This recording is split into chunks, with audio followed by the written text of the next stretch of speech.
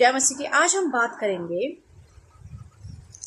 कि किस तरीके से संसार के ईश्वर ने अंधा करके डाल दिया है।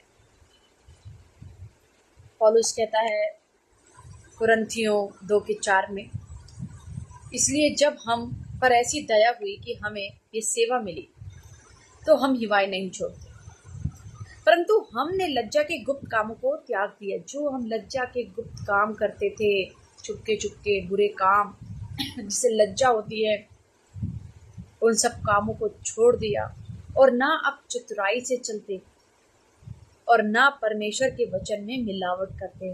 आज कितने लोगों ने परमेश्वर के वचन में मिलावट कर दी, जिससे सब भटक गए हैं। सच्चाई परमेश्वर की प्रकट नहीं हो रही, ठंडे पड़ गए हैं लोग।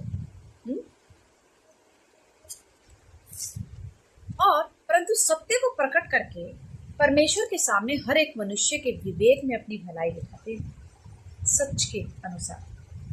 परंतु यदि हमारे सुसमाचार पर पर्दा पड़ा है तो ये नष्ट होने वालों के लिए ही पड़ा है। अगर हमारे सुसमाचार पर पर्दा पड़ा है तो किस लिए? नष्ट होने वालों के लिए पड़ा है, और उन अविश्वासियों के लिए जिनकी बुद्धि इस संसार के ईश्वर ने क्या कर दिया? अंधी कर दी है। संसार के ईश्वर नहीं चाहता कि तुम पर परमेश्वर का प्रकाश पड़े, वह चाहता है ये अंधे रहे।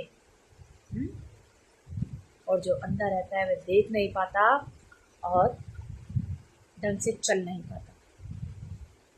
इसी तरीके से आज अविश्वासियों के लिए जिनकी बुद्धि इस संसार के ईश्वर ने अंधी कर दी है, ताकि तुम देख ना पाओ, ताकि परमेश्वर का प्रकाश तुम पर ना चमके और तुम अंधकार में जियो,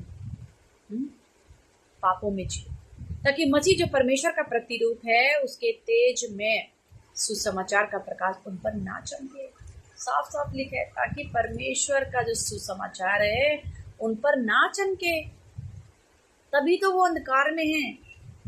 परमेश्वर का वचन कहता है ना कि ईश्वर परमेश्वर क्या कहता है कि ज्ञान ना होने के कारण मेरी प्रजा नाश हो रही है।